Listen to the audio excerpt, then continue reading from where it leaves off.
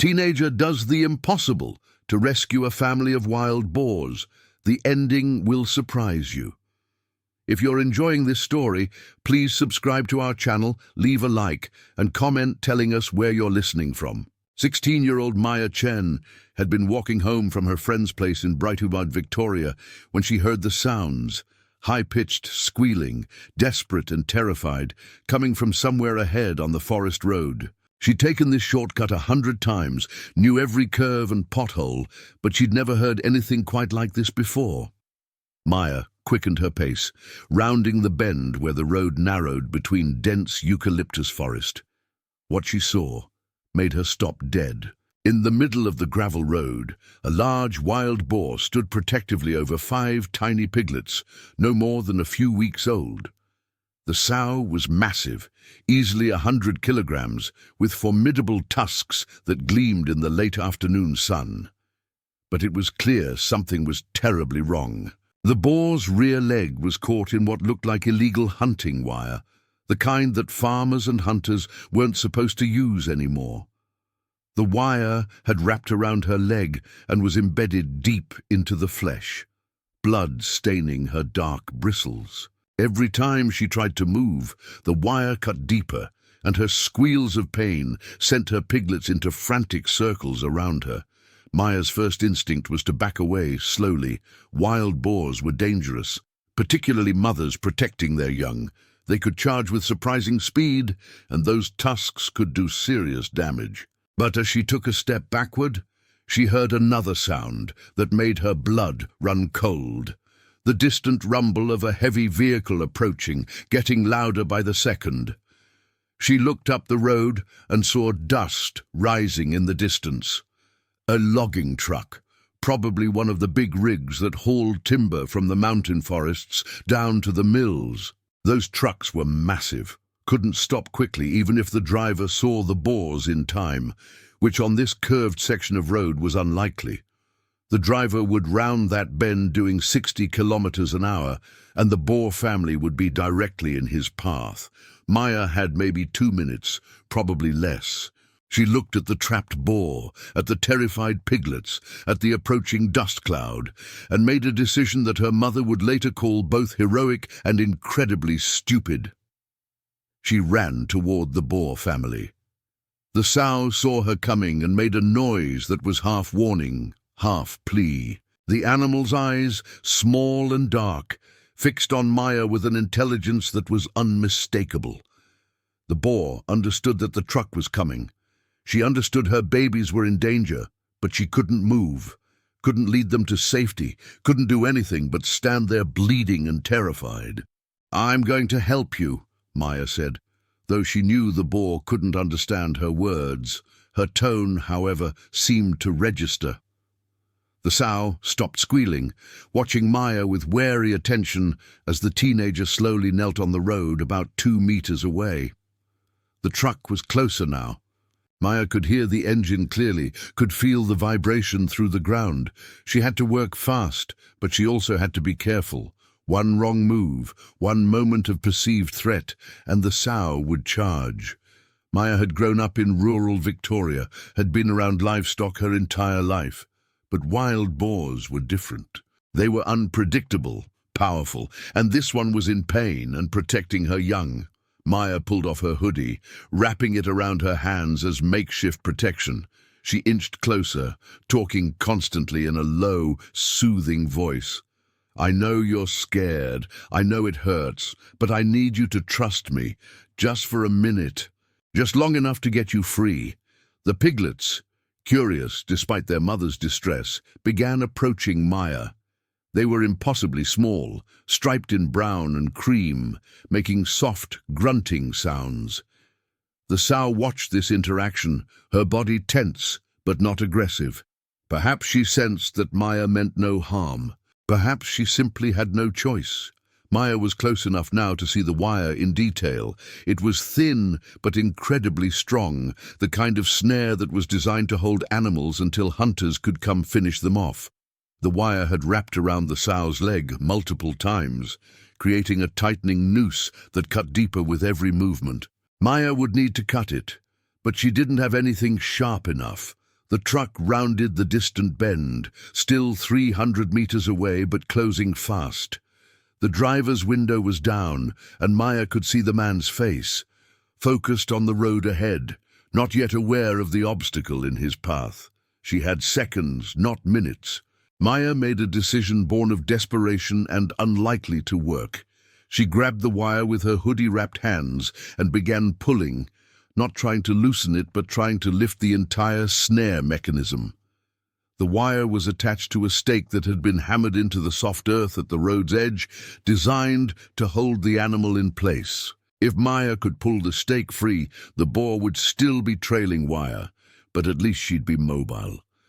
The sow understood what Maya was trying to do. Incredibly, impossibly, the massive animal shifted her weight, taking pressure off the trapped leg, giving Maya more leverage. The teenager pulled with every ounce of strength in her 16-year-old frame, her arms straining, her back protesting, her hands burning even through the fabric protection.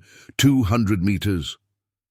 The truck driver had finally seen them, his face changing from routine concentration to shocked horror. He hit his brakes, and Maya heard the screech of air brakes engaging, but she knew the physics. A loaded logging truck needed hundreds of meters to stop. He wouldn't make it in time. The stake gave way suddenly, torn from the soft earth by Maya's desperate strength and the sow's cooperation. The boar was free, or as free as she could be, with wire still wrapped around her leg, but mobile. That was what mattered right now. "Go!" Maya screamed, waving her arms. "Move! Get off the road!" The sow didn't need to be told twice. She turned and limped rapidly toward the forest edge, calling to her piglets in a series of urgent grunts. 4 of the babies followed immediately, their tiny legs moving in a blur. But one, smaller than the others, had wandered too far in the wrong direction, confused by the chaos and noise. 100 meters. The truck driver was standing on his brakes now, the cab actually starting to jackknife as he fought to control the massive vehicle's momentum. His horn blared, a deafening sound that echoed through the forest. Maya saw the stray piglet, saw it was heading away from safety rather than toward it, and made another split-second decision. She ran toward the tiny animal, scooped it up in her arms despite its squeals of protest, and sprinted for the opposite side of the road from where the sow had disappeared. She made it 3 steps before she realized her mistake. The sow had stopped at the forest edge and turned back, seeing her baby in the arms of a human. The massive boar's eyes fixed on Maya with sudden fury, and she charged back onto the road, directly into the path of the now skidding truck. Everything happened in slow motion, and too fast all at once. Maya threw herself and the piglet toward the roadside ditch, hitting the ground hard and rolling. The sow, committed to her charge, couldn't change direction. The truck driver, already doing everything humanly possible to stop, watched helplessly as his vehicle bore down on the boar.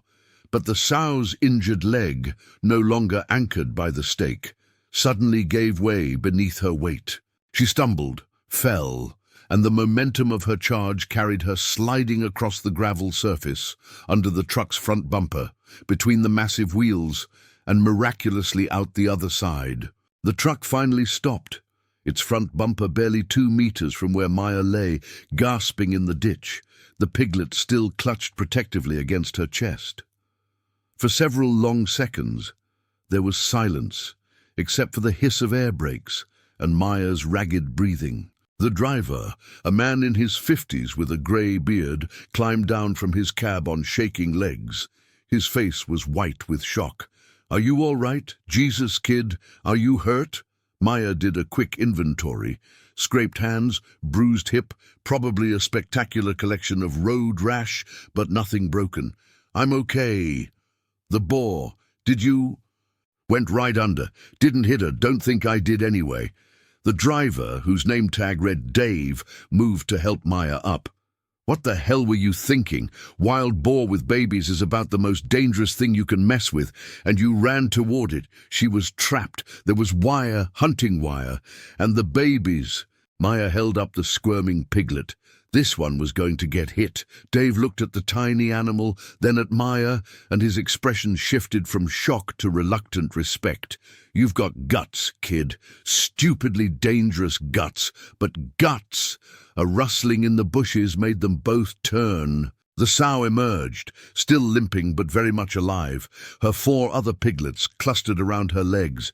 She made a low sound, and the piglet in Maya's arms responded immediately, squealing and wriggling. "I think Mum wants her baby back," Dave said quietly, moving slightly in front of Maya. "Don't make any sudden moves." But Maya wasn't afraid anymore. She knelt slowly, placed the piglet gently on the ground, and watched as it scurried to its mother. The sow touched her nose to the baby, checking it over with obvious concern, then looked up at Maya. For a long moment, human and wild animal regarded each other. Then the sow made a soft chuffing sound, gathered her babies with gentle nudges, and disappeared into the forest. The wire was still wrapped around her leg, and Maya knew that would cause problems later, but for now, the family was together and alive. "I need to report this," Dave said, pulling out his phone. "There's illegal hunting wire on a public road, and you're a minor who was involved in an incident with my truck. Your parents are going to need to be called." Maya's mother arrived 20 minutes later, her face cycling through relief, anger and pride in rapid succession. "Maya Chen, what were you thinking? That they were going to die if someone didn't help," Maya replied simply. Mrs. Chen looked at her daughter, at the scrapes and bruises already forming, at the determination in her eyes, and sighed. "You're grounded for a month for taking such a stupid risk, and I'm incredibly proud of you. These 2 things can exist at the same time." The local ranger service was called to deal with the illegal wire. Rangers combed the area and found 3 more snares, all placed along game trails that led to the road. It was part of a poaching operation they'd been trying to shut down for months. Maya's discovery gave them the evidence and location they needed to make arrests. But it was what happened 2 days later that truly surprised everyone. Maya was in her backyard, doing homework on the porch, when she heard rustling at the forest edge of their property. She looked up to see the sow and her 5 piglets emerge from the trees. The boar's leg was still wrapped in wire, though she'd clearly been working at it. Some of it had come loose, trailing behind her. She approached Maya's yard, cautiously, stopping at the fence line, her piglets exploring the grass with curious snorts. Maya's father, who'd been working in his shed, came out when he heard the commotion. "Don't move, Maya. I'll get the rifle." "No, Dad. Wait." Maya stood slowly. "She's not here to attack. Look at her." The sow did indeed seem calm, not aggressive. She watched Maya with those intelligent dark eyes, making no move to charge or threaten. One of the piglets squeezed under the fence and approached Maya, sniffing her shoes with interest. "I think she's asking for help," Maya said softly.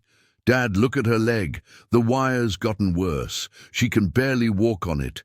Mr. Chen, a veterinarian who specialized in farm animals, looked at the sow with professional assessment. "You're right. That wire's cutting off circulation. If it's not removed soon, she could lose the leg or develop a fatal infection. But Maya, I can't treat a wild boar. They're unpredictable, dangerous, and certainly not domesticated enough for veterinary procedures. But you could if she was sedated, right? In theory, yes. But getting close enough to dart her with sedative is risky, and there's no guarantee the dose would be right. Too little, and she wakes up during treatment. Too much, and—" Mr. Chen didn't finish the sentence, but Maya understood. Too much could kill her. The sow made a soft sound and took a limping step closer to the fence. She was in obvious pain, her breathing labored, her weight barely resting on the injured leg. The piglets sensed their mother's distress and huddled close to her. "She came here for a reason," Maya insisted. "She remembered. She knows we helped before. Dad, we have to try." What followed was a phone call to the Department of Environment and Wildlife explaining the unusual situation. The officer on duty was skeptical until Mr. Chen got on the line, lending professional credibility to the story. Within 2 hours, a wildlife rescue specialist named Dr. Imogen Foster arrived with proper equipment and sedative calculated for the sow's estimated weight. "This is unprecedented," Dr. Foster said, setting up her dart gun. "Wild boars don't seek human help. They avoid us, attack us, but they don't come asking for medical intervention. Either this animal is extraordinarily intelligent or we're all collectively hallucinating." "She's intelligent," Maya said with certainty. "You'll see." The sedation process was tense. Dr. Foster fired the dart from a safe distance, the tranquilizer entering the sow's shoulder muscle. The boar flinched but didn't run. She stood there, swaying slightly as the sedative took effect, her eyes fixed on Maya as if she understood this was necessary, trusted that what came next would help rather than harm. When the sow finally collapsed gently onto her side, her piglets panicked briefly, squealing and running in circles. But Maya spoke to them in that same soothing voice she'd used on the road, and remarkably, they calmed down, clustering near their unconscious mother but not interfering as the adults approached. Mr. Chen and Dr. Foster worked quickly. The wire had indeed caused severe damage, cutting through skin and muscle, creating deep lacerations that were already showing signs of infection. They cleaned the wounds, administered antibiotics, and carefully removed every bit of wire, some of which had embedded itself so deeply it required minor surgery to extract. "This would have killed her within a week," Mr. Chen said grimly. "The infection was spreading, and the circulation damage was severe. She was hours away from irreversible tissue death." "But she'll recover?" Maya asked anxiously, kneeling beside the unconscious boar, her hand gently resting on the animal's bristly flank. "With proper treatment and rest, yes. The question is, what do we do with her? We can't keep a wild boar here." Dr. Foster cleaned her instruments, watching the piglets who were now inspecting their sedated mother with concerned snuffling. "But I'm also reluctant to just release her back into the forest. She needs several days of recovery before she should be mobile." "She stays here," Maya said firmly. "We've got the old dog kennel, the big one we used for the mastiff before he passed. It's secure, plenty of room for her and the babies. We can monitor her, make sure the infection clears." Mrs. Chen, who'd been watching from the porch, came down to join the discussion. "You want to keep a wild boar in our backyard? Maya, love, your father and I support your compassion, but this is beyond reasonable. Just until she's healed. Please, Mum. She came here because she trusted us. We can't betray that trust now." The adults exchanged glances, and Maya could see them wavering. It was Dr. Foster who tipped the balance. "I'll be honest, from a wildlife research perspective, this is a unique opportunity. The behavioral implications of a wild boar actively seeking human medical intervention are significant. I'd like to document the recovery process if you're willing to host her. The department would cover costs for food and medical supplies." That was how Maya's family ended up with a wild boar and 5 piglets as temporary residents. The kennel was reinforced, food and water provided, and the sow, whom Maya had started calling Athena for her warrior courage, recovered with remarkable speed. What nobody expected was the bond that developed. Athena allowed Maya to enter the enclosure, to change her bandages, to bring food and water.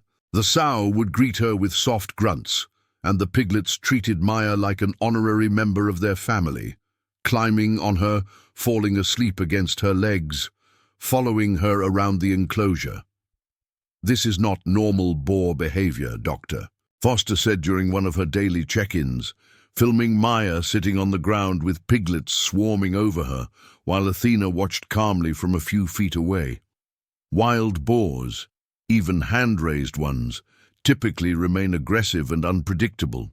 This level of trust, of apparent gratitude, it challenges everything we understand about their cognitive and emotional capacity. Mr. Chen watched his daughter with the animals and saw something he'd never seen before.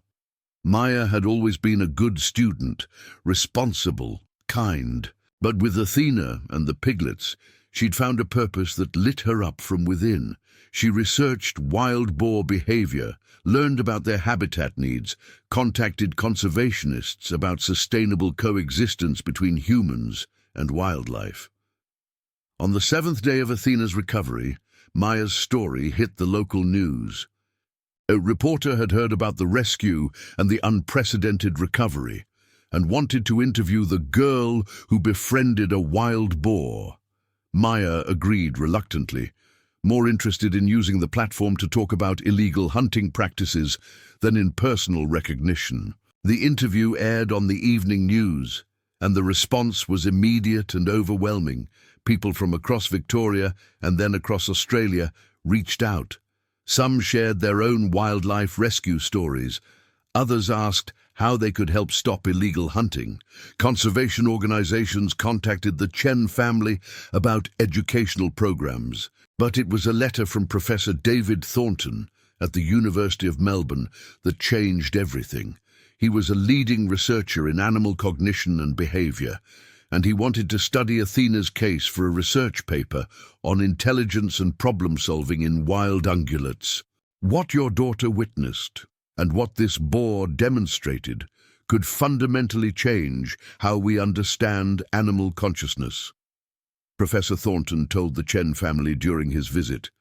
The ability to recognize humans as potential helpers rather than threats, to remember a specific human who provided aid, and to seek out that human for additional help. That requires abstract thinking, memory, and what we might call hope. These are cognitive abilities we rarely attribute to wild boar. Maya sat with Athena during the professor's visit, the sow's head resting against her leg while the piglets explored the enclosure. "She's not the exception," Maya said quietly. "I think we just don't give animals credit for how smart they really are.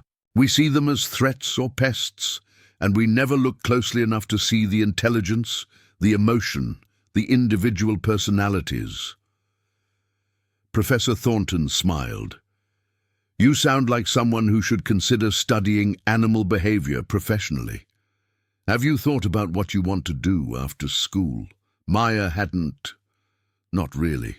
She'd been focused on getting through year 11, on the normal concerns of teenage life.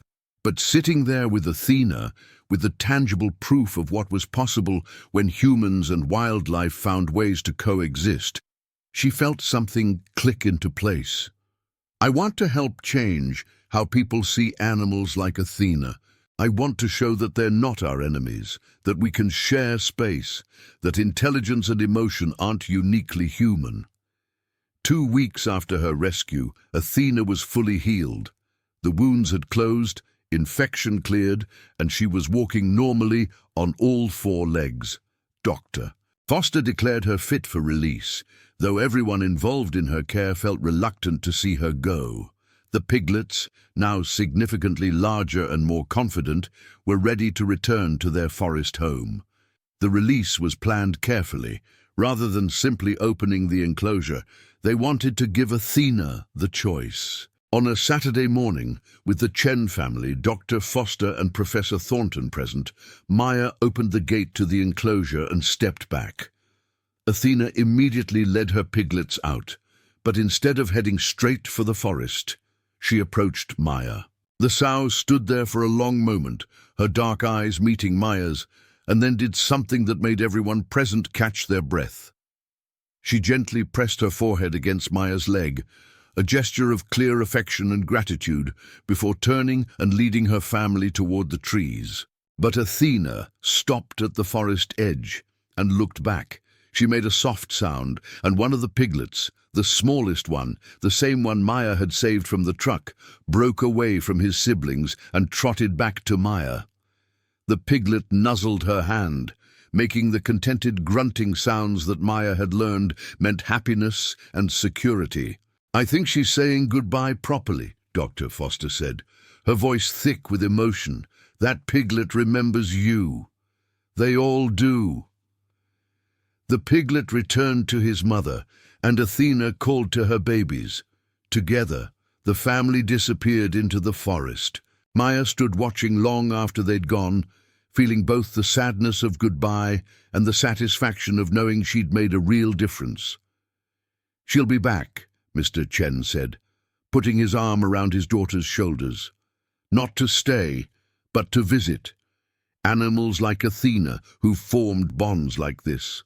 They remember. They come back to check on the humans who helped them." He was right. Over the following months, Athena and her family appeared regularly at the forest edge of the Chen property, sometimes just passing through, sometimes stopping to let Maya observe the piglets' growth. Athena never entered the yard again, maintaining her wild independence, but the connection remained clear.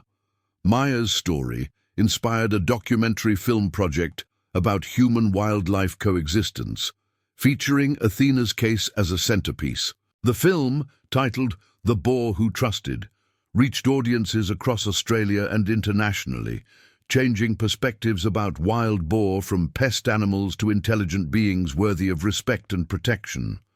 The illegal hunting operation was prosecuted successfully, with Maya's testimony about finding the snares helping secure convictions. New regulations were implemented regarding hunting practices in the region, and wildlife corridors were established to help animals cross roads safely. Maya's school invited her to give a presentation about her experience, which led to her starting a wildlife conservation club. Students who'd never thought much about animals found themselves engaged, learning about local ecology, participating in habitat restoration projects, understanding their role in the ecosystem. Professor Thornton's research paper, co-authored with Dr. Foster and featuring Maya's observations, was published in a prestigious journal. It sparked debate in the scientific community about animal cognition and challenged long-held assumptions about wild boar intelligence. Universities began developing new study programs examining the cognitive abilities of so-called pest species. But for Maya, the most important outcome wasn't the attention or the research or even the regulatory changes, though all of those mattered. It was the moment, 6 months after the rescue, when she stood at her fence and watched Athena emerge from the forest with her piglets, now nearly grown. The family had thrived, all 5 babies surviving to adolescence, an unusually high success rate that Dr. Foster attributed to Athena's intelligence and the safe habitat provided by the Chen property's forest border. Athena approached the fence, her eyes meeting Maya's across the yard. No words were needed, no physical contact necessary. The understanding between them was clear. The boar had trusted a human in her darkest moment, and that trust had been honored. In return, she'd taught humans something invaluable about the consciousness and capability of animals they'd dismissed as simple or aggressive. "Thank you," Maya said softly, "for trusting me, for showing everyone what wild animals are really capable of when we give them a chance." Athena made her soft chuffing sound, the one Maya had learned meant contentment, before turning and leading her family back into the forest. And Maya Chen, 16 years old and already changing the world in small but significant ways, smiled and returned to her homework.